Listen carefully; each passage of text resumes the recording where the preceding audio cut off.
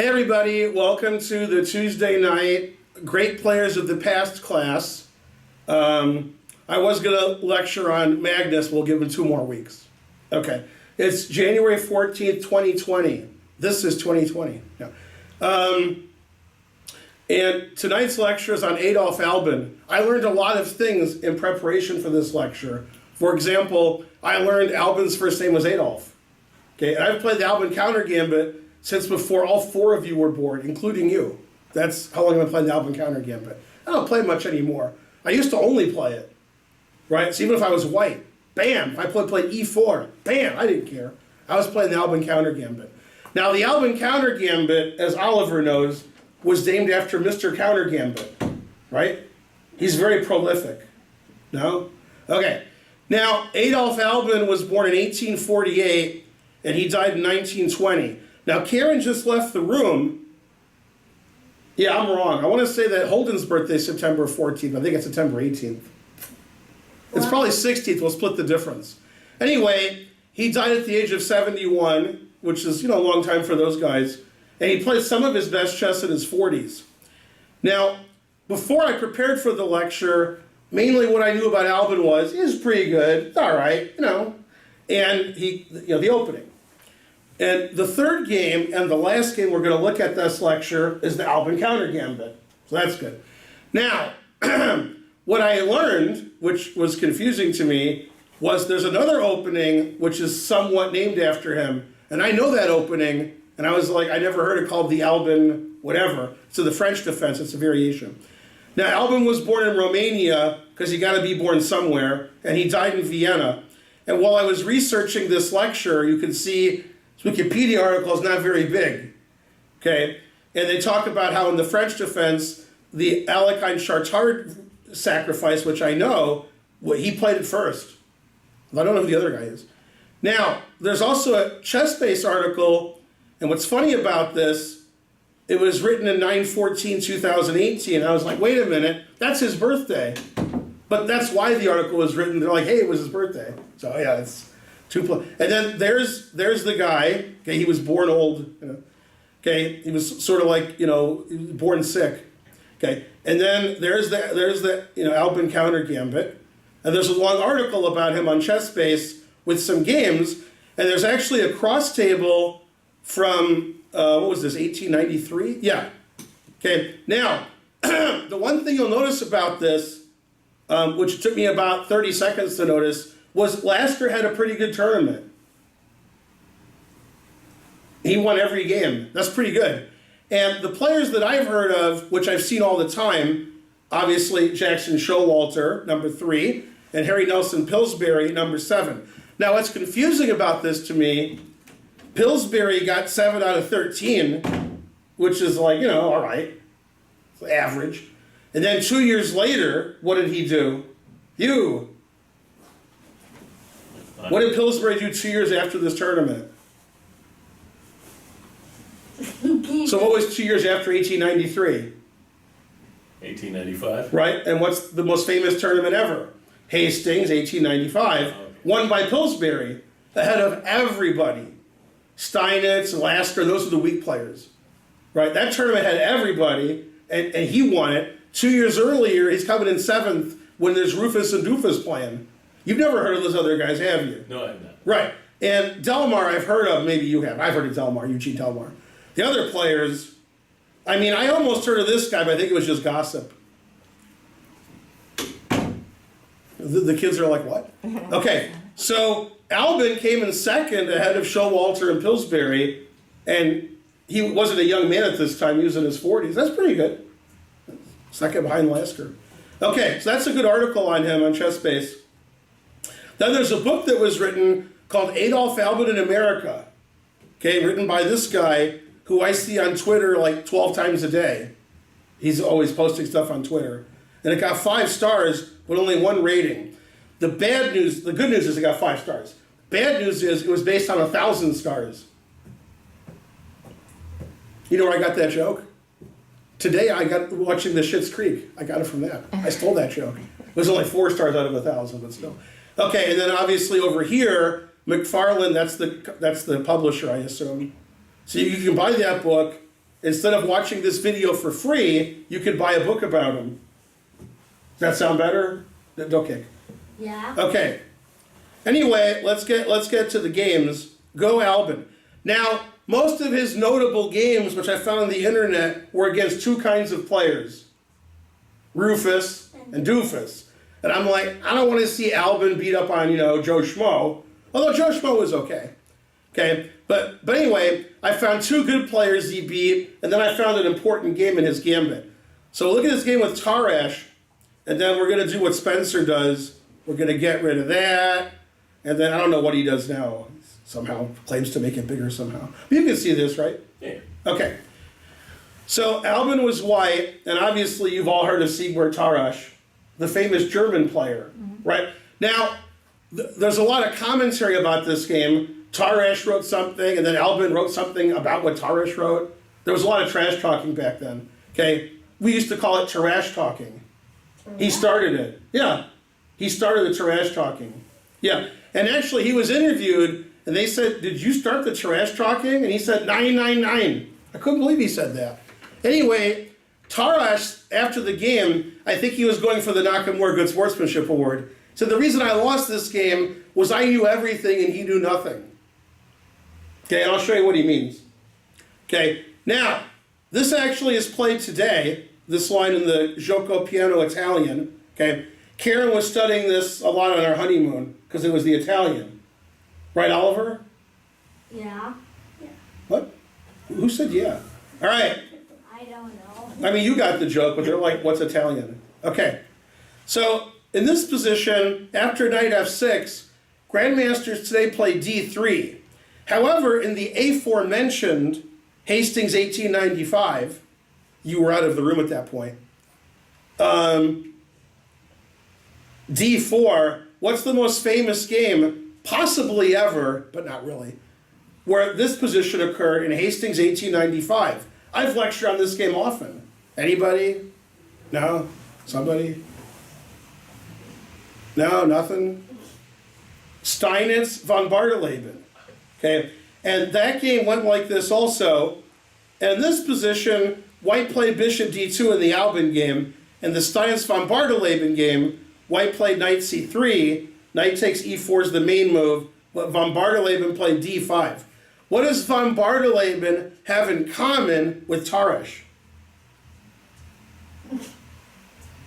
Anybody? No. They're from the same country.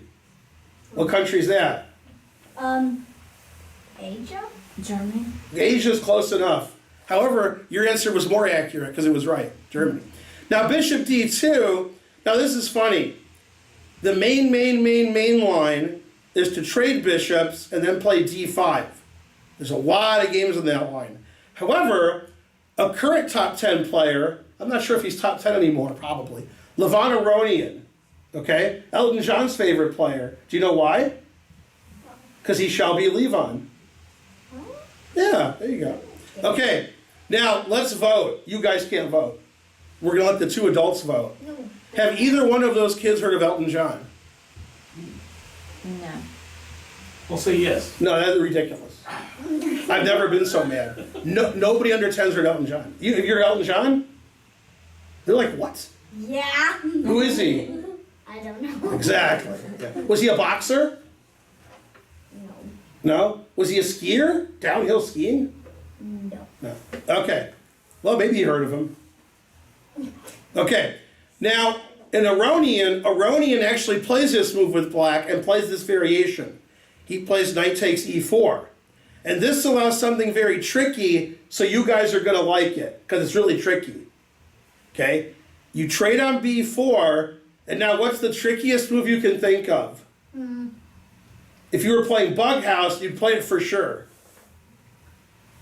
Bishop takes f7. Bishop takes f7. And after this, what fork does white have? Queen b3. What's that? Queen b3. Queen b3, right. Okay, now, Aronians had this position with black. Knight e5. And in this position, if I remember correctly, I'm not saying that I remember correctly, Aronian plays king f8, and after queen takes knight check, he plays queen e7. And they played this endgame. I'm pretty sure that's what Aronian does. Now Tarrasch, he played a recommendation from a book that was old for this game. It's like the only book on chess, and they talked about this, from Bilgewater or whatever. Okay, and he played King F6, that was recommended. I've never seen King F6. And then C5, if you take on C5, the king takes knight. So the queen moves, and now queen E8. And in the book that was written by that guy like 200 years ago, he analyzes queen takes queen. And Tarrasch was familiar with the analysis. Okay? And Albin's like, what is this? What's going on? Where am I? So he sat there and he played a better move based on my teachings. How is it possible in 1892 he played a move based on my teachings? Because I'm really old. Okay, what move would white play here based on my teachings? So first of all, never trade, so that's not right. And also always retreat. So you play queen d1. That's a better move. When your opponent's king is on f6 in the opening, probably you don't want to trade queens. You know what I mean? Yeah, you know what I mean. Yeah. You. Is there a way to turn on an indicator so we know what the last move was? Or no? On the chess base? There is, but Too hard. guy asked me before the That's thing. fine. Yeah. No, that's fine. All right. The last move is queen d1. All right. And then, yeah.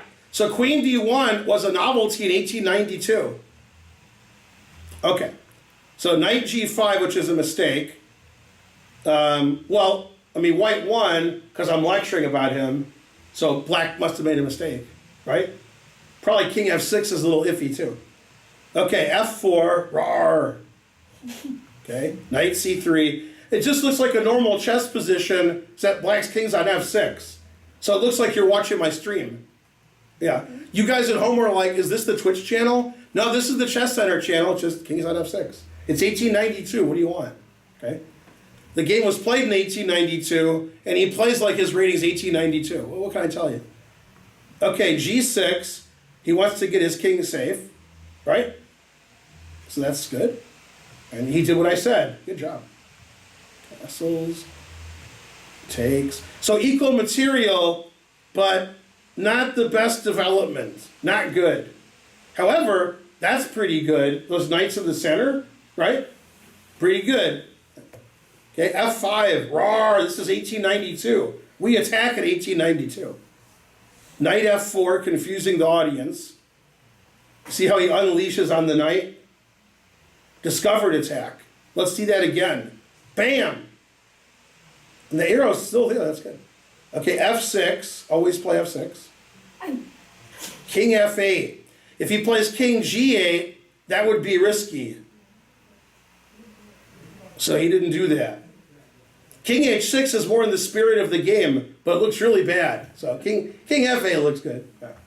Knight e7, blocking the queen. Now the knight's attacked on f4. Queen there, attacking the knight. Again. Takes, all right. Takes. And now, if they trade queens, which he did, white's a pawn up in the endgame.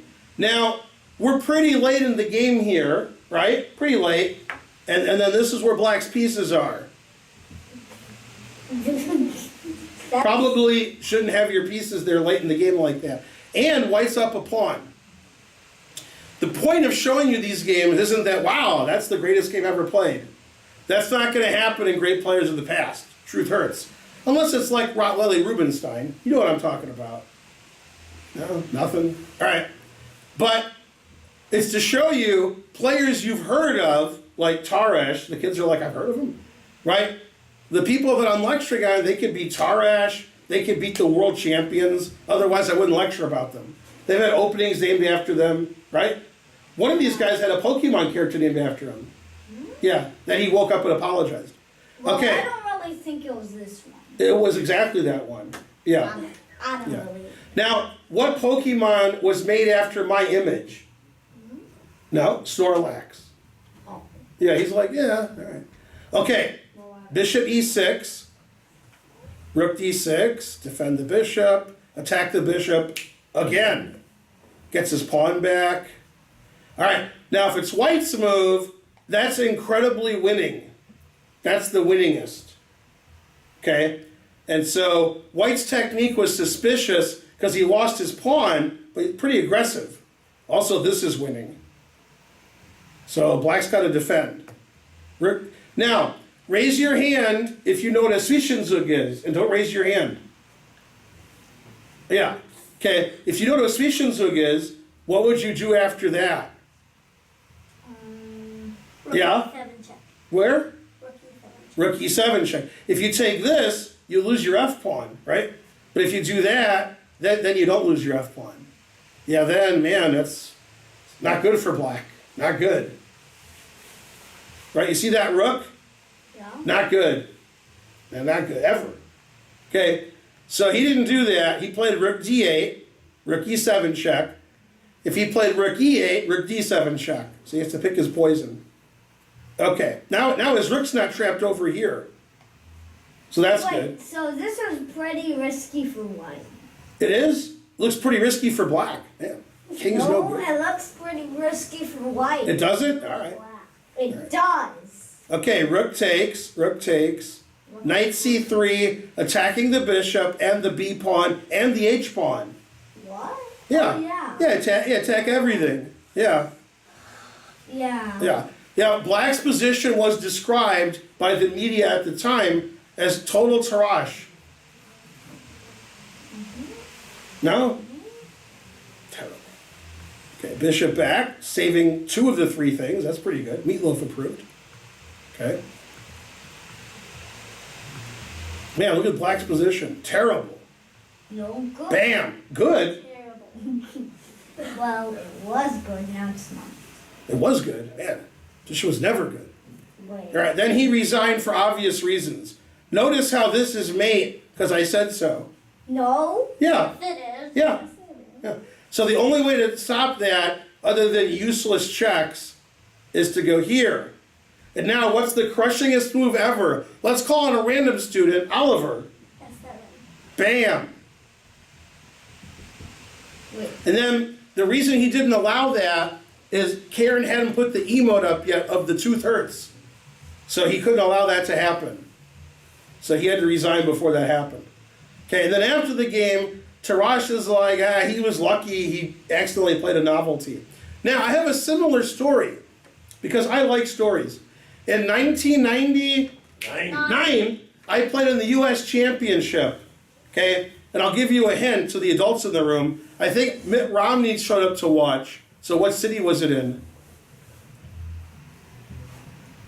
Come on, you're adults. Salt Lake City. Salt Lake City, right. Now, he didn't show up to watch, I'm kidding, but I tried to give you a hint. Anyway, I'm playing in Salt Lake City, in the my second U.S. Championship, and I'm playing Gregory Serper, okay? And I prepared for hours and hours and hours, and he played the line I prepared. He went right into it, and I was actually following his game. And I had improvements, and I was the greatest. And we got to move, 18, 19, and he made another move. And I was like, oh. And then he ended up winning. And his move was great. I was like, wow, what a novelty. Like, much better than what he did before. And he said, oh, I didn't do that before. I forgot what I did. Just like this guy. He's like, I didn't know what I did. So did I go there? He goes, oh, that's right. I went another move. So he forgot his game. And then he played a better move and beat me. Instead of the move that he played before. Because he couldn't remember. Frankly, terrible. Horrible. Okay. That's the end of that game. Now, your favorite grandmaster is Wilhelm Steinitz.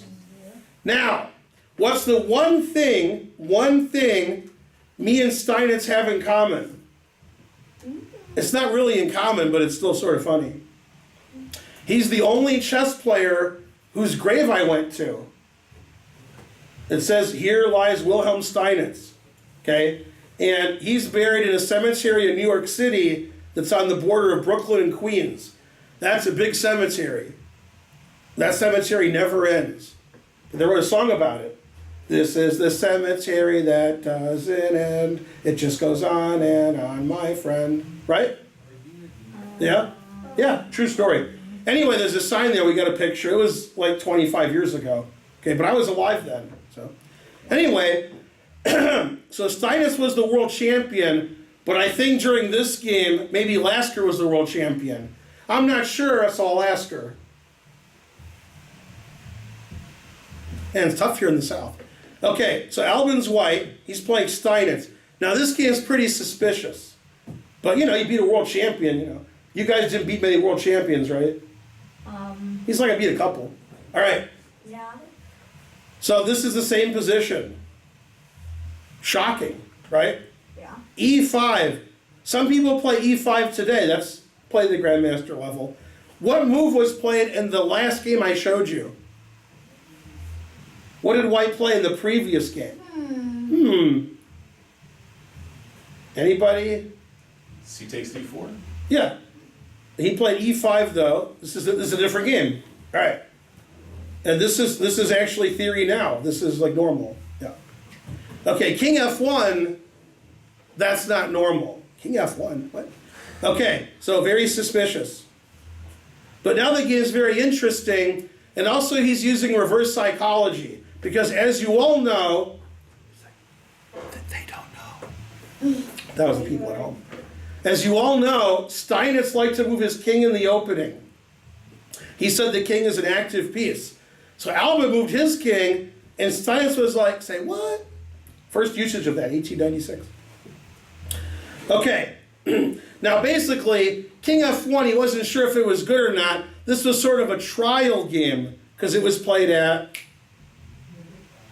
19. Not when, where. It says where it was played, right here. Can't read that? Oh, no, it's cut off. Oh, it says Nuremberg.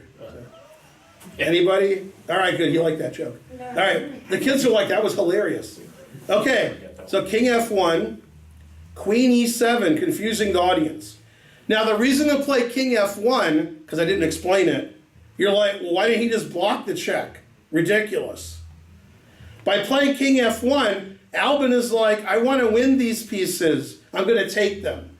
If you block, then you just trade all the pieces off, then you can't win them. Now, about 35 years ago, in the Belgian Championship, before I moved to Belgium, this happened.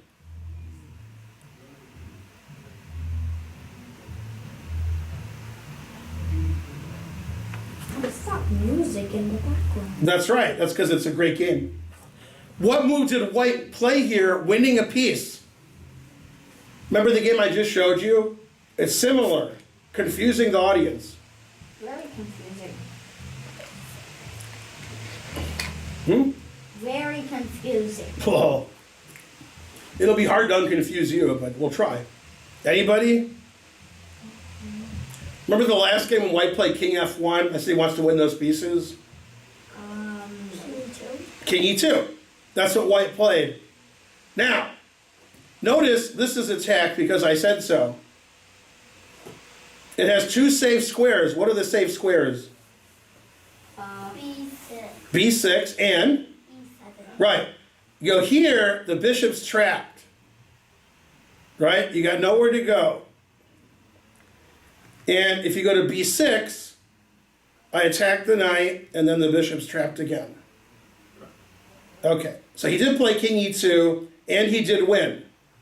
If you don't play King E2, and you block with a piece, then my knight can safely go here. You can't trap my bishop, because my bishop could take that piece. So if you go here, you're trying to win those pieces by not letting him trade. Very similar to the game I'm showing you. Okay? He's like, I'm going to go here, and I'm going to win those pieces. And Steinitz is like, hello, I'm Steinitz, world champion. Ben Feingold visited my grave. I don't think you're going to trap my pieces. He played Queen E7, very suspicious. Queen C2, attacking the trapped knight. The knight has nowhere to go. What book did black buy now because his knight was trapped? Cry Like a Grandmaster. On sale now. Okay, so he defended his knight. Defense. Now, you guys are like, Albin's no good. I've never heard of Albin. Wah. Okay, right? Now I can prove that that's wrong pretty simply. Have you kids heard of Bill Russell? No, but he's still good. Just because you haven't heard of him doesn't mean nothing. Okay, if you play the other move that defends your knight, what's the other move? The one that's not this. E5. D5. Okay. Now you're like, oh, that's why he played Queen C2. So you take this and take this. And take that. Yeah, and take that, yeah. Okay, so you can't play D5, so you have to play F5. Okay. H4, putting in an H. Recommended by which famous British grandmaster? Grand Russell? What do you say? Did you say Brand Russell? Yeah. All right. That answer was a little iffy, but you know, it's better than most of your answers. Okay, recommended by Ginger GM, moving the H pawn. Now the idea is obvious. The knight can't escape. No, the knight can never escape. Boo. Also, G5 square for one. Okay, bishop A5, getting his bishop safe. Attacking the D pawn. See, now the game just looks normal. It doesn't look H5, Queen E8, very suspicious. Well, it really doesn't Now the reason he played Queen E8, okay, let's cheat. Let's play a dumb move, that way you guys feel at home. Then let's play another dumb move, and then bam! Aw, yeah! Notice how it's checked because I said so. Right? And notice how that's good for white. Right? You see how it's good for It's a white? mate. Yeah, you gotta go here, that's not so good. Okay, and Steinitz was like, that must be why Albin played H5, he wants to go here. So I'm gonna play Queen E8, and then if he plays Knight H4, I'll take that pawn. So Albin's like, why do I do that? So he just played Queen E2, now he can play Knight H4, and the queen defends the H pawn. So black will need another attacker to that pawn To stop Knight H4. So instead what he did, since he can't attack it again, is he decided to make Knight G6 irrelevant, so he played Knight E7. He's like, you can play Knight G6 all you want, I'll just take it with my knight, then take it with my queen. I don't care. Alright, so the guy's like, whatever, I guess that doesn't work. Fine. I'll develop a piece. Okay, and they play normal chess. These moves are okay. Looks like chess moves. Rook H2 is a little funny, but that's annoying. So he's like, nah, I don't want my rook there. Okay, looks good. Should have taken en passant, but it wasn't legal in 1896, right? No. Yeah, kids were like, yeah, that's right. Terrible. Okay, bishop D3, king G8, bam! Pretty good. Yeah, so this game is pretty boring so far. No. So far, but then it gets exciting. Yeah, Okay. yeah, because Steinitz plays C5. Roar! It was too boring, and Albin's like, you want exciting? B4. Okay, so now it's pandemonium. Everything's very exciting. And Steinitz took the C file. Knight E1's pretty interesting move for the 1800s. Now remember, I told you this knight was trapped, and you forgot to raise your hand and say, well, white didn't attack that knight, so what are you talking about? Finally, he's going to attack the knight. What move that he should never play attacks the knight? F3. Then the knight's like, help, I can't go anywhere. And then Albin said, no talking. C4, F3, as predicted. And then he took this pawn, threatening this bishop. Saves the bishop, attacks the bishop again, but not really, because the bishop's defended. Now, if I was black, I wasn't, because I wasn't alive yet, I would play probably knight G5. Okay, but Steinitz sacks a piece, and he doesn't take it, he plays G4, recommended by Matt Larson. Very strange move. I don't think I would even consider G4. Rook B2, Queen C1 attacking the rook. Queen B1. Sacks the exchange. Must be my stream. Now white's up the exchange, but it's very complicated. Now white's threatening G6 check. You agree. Okay, so he stops that. I need to go to the bathroom. And white's still up the exchange. And white has a strong attack because, as I've said in many other lectures, pieces are all over here, but the king's over there. It's probably not where you want your pieces. Now, as an aside, while one of our members has used the facilities, a lot of you guys would say things like, ooh, ooh, and then I give you a banana, and we're done. And I'm like, yeah, what do you want? And they're like, Grandmaster, Mr. Feingold, sir, what about these two connected passed pawns? Okay, now in the long run, yeah, maybe. But I like connected passed pawns when they're queening, not when they haven't moved yet. Then you got nothing. Okay, now if they were over here, then we'll talk. Then we'll be like, all right. Instead, white's going to play for mate, and white has a rook for a bishop. Those are two pretty big advantages. The two passed pawns black has, those aren't queening. Now, if they trade all the pieces off, and white never mates black, and black plays A5, B, all right, maybe, but not now. Okay, queen F7 defending, rook G1, Morphy style, giving up the D pawn, and our fine associate came back just in time for the checkmate. Good timing. Bam! Oh, snap! Bishop F6, confusing the audience. I know I'm confused. So you can take it, or you can't take it, and you lose either way. Harsh. Okay, he decided not to take. He played rook D3. Let's analyze if he takes it.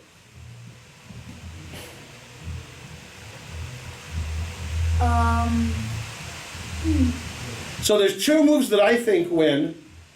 I think they win. You. So, I know what white could play right now. Yeah, actually I see three moves I think win. Yeah? No, so queen G6 is a... Yeah, I like queen G6. I like that. Then I take with double check. Then what do? Move your king. Then I check you again. And this pawn's annoying. Man. Tough pawn. Man. Tough one. Yeah. Okay, also good is playing H6 immediately. And then queen G7 check with the same idea. Also good is taking this. Then all these moves look like they win. And this looks like you lose really badly. Well, I was going to play queen G, but that hangs my queen. All right, then I changed my mind. I don't know if I like H6 better or queen G6 check. I like them both. Then if I take this, then it's check, and then it's check, and then white's better. White's almost up a mate. Yeah, oh, up a mate. I agree with that. Yeah. In fact, in this position, he's up a mate. Oh. All right. So he didn't take the bishop. Steinitz played rook D3. Rawr, rawr. Okay, rook takes B7. Now, white's threatening bishop G5 checkmate. That's a good move. Well, Yeah?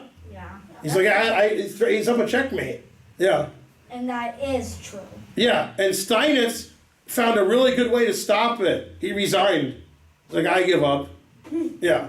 Now, I wouldn't resign. I would have played bishop to D8. I still would have lost, but I wouldn't resign. Yeah. Then the engine's probably like plus $1 million, but still wouldn't resign.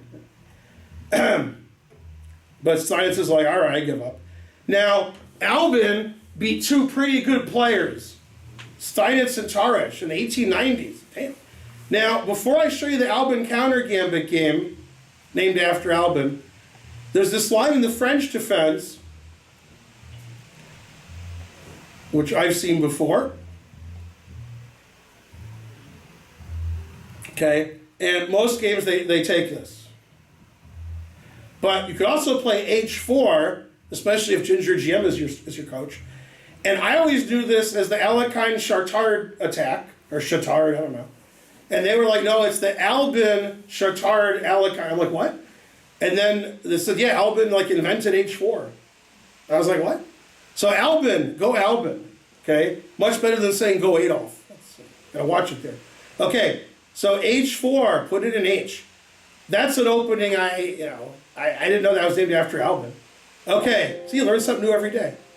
Now, this opening, this is the one named after Albin. And I have a good story about this opening because it involves me. Okay? Now, this is called the Queen's Gambit because I said so. Oh, don't put your feet on the wall. Also because it's the Queen's Gambit. Right? If you don't play chess, which some of you at home don't, the Queen's Gambit doesn't mean you give your queen away. That's called The Botez. the Botez Gambit. Very good. Okay? This is the Queen's Gambit. Also a book by Walter Tevis. Right? Yeah, true story. Okay? And now you play the counter gambit. One side plays the gambit, the next side plays the gambit. Plays E5, confusing the audience. See? That's the Albin counter gambit. And the guy who's playing at this game, his name's Albin. So there you go. Okay? And this was played in 1899. Okay? And in the Albin counter gambit, which I play, and I used to play a lot, you get this position. Now, if you're playing a grandmaster, they play knight f3.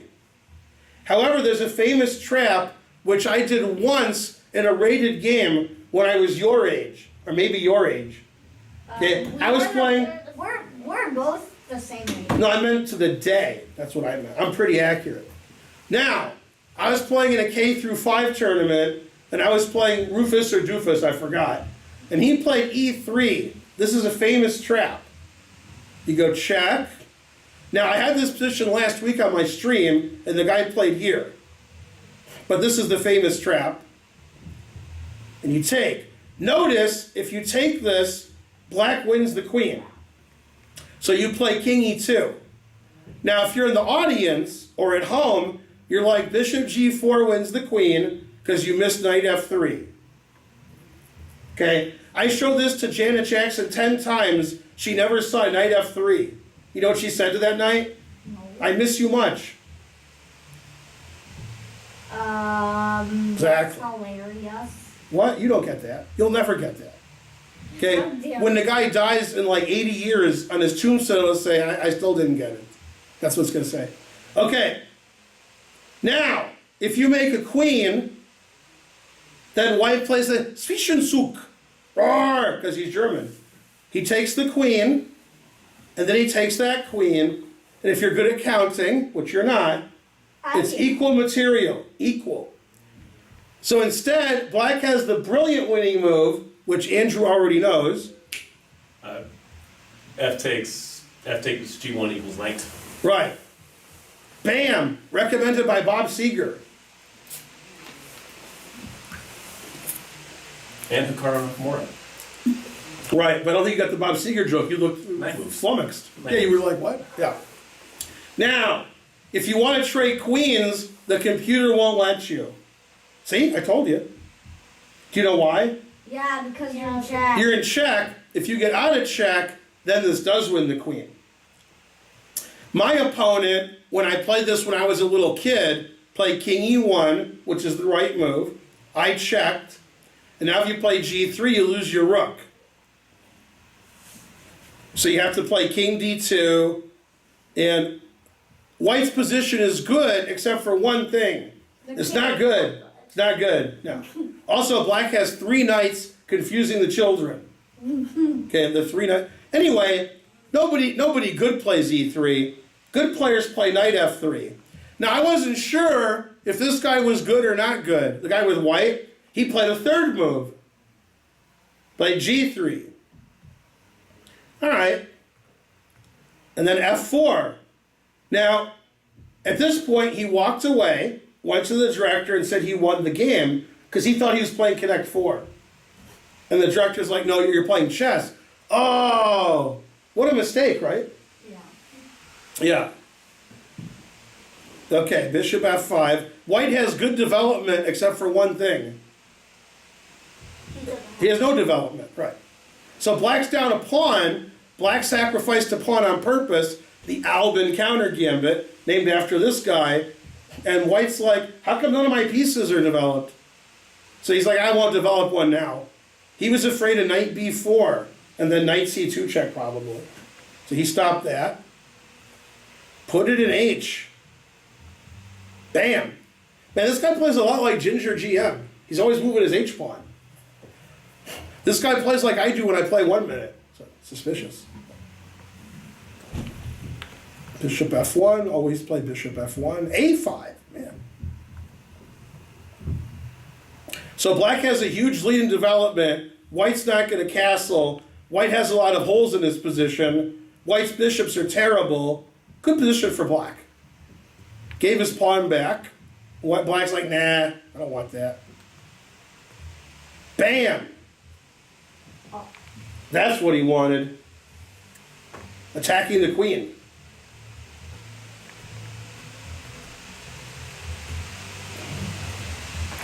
Now you know why I'm lecturing on Albin and not his opponent. The great players of the past, not Dufy of the past, right? All right.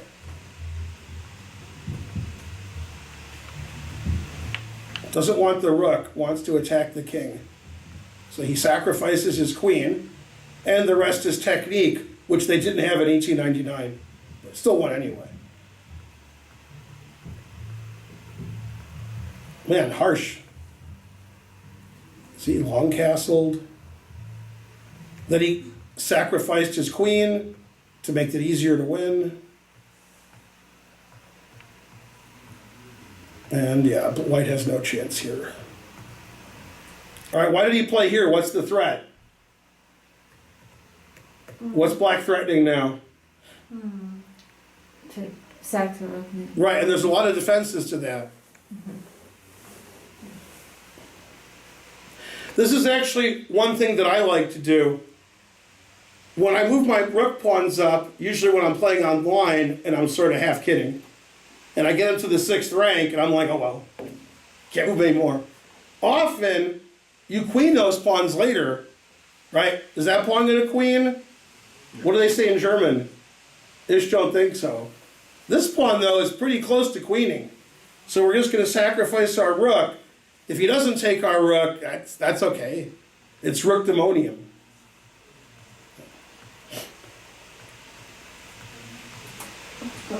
Yeah. And as Joel Benjamin would say, if you don't know, you ain't going to figure it out. No, it's a girl. That's what he says. Yeah. Unfortunate. What are you going to do? Now, I like to quote him because it's all about the Benjamins, yeah. So that was an Albin counter gambit where we see the reason black sacrificed a pawn. Big lead in development. White didn't know what he was doing, and it's confusion. Now, what's funny about this is a lot of these gambits that I showed you today that were popular 150 years ago, since nobody plays them now, when you play them, your opponent's still confused. Okay? Now, I read on the internet a few days ago, you need to play classical openings like e4, e5 and learn your basics. No. You need to play nonsense that your opponent doesn't know. Then they sit there furrowing their brow in a vain attempt to understand the situation. That's how you beat people. You get positions you like that they don't like. And then they sit and they're like, I don't know this opening. Wah. Then you beat them. If every game is e4, e5, especially if you're playing a kid, that's every game they ever play. That's not going to trick them. Okay, so Albin played very aggressive, unusual chess. As a result, openings named after him, beating world champions. His one drawback was, his name was Adolf. Man, truth hurts. He didn't know it then, but you know. Now, he died just in time where it didn't matter. Right? The kids are like, I don't get it. Right, kids? No. Yeah. And they're like, what? Yeah. Exactly. Yeah. Are you kids Indian? Because you seem to know Vish with nothing. No, Yeah. I'm not. Yeah. You know Vish with something? No. No. They're like, no, I don't know anything. Yeah. All right. That was my lecture on Adolf Albin. Look for our next lecture, Great Players of the Past, in 2 weeks, probably on Mikhail Tal. Okay? And if I'm not telling you the truth, it's a tall tale. Goodbye from the Chess Club and Scholastic Center of Atlanta. Like and subscribe, and go to our merch store and buy that merch. If you don't like our merch, buy that notch. Bye. Yeah, the only joke the kids got.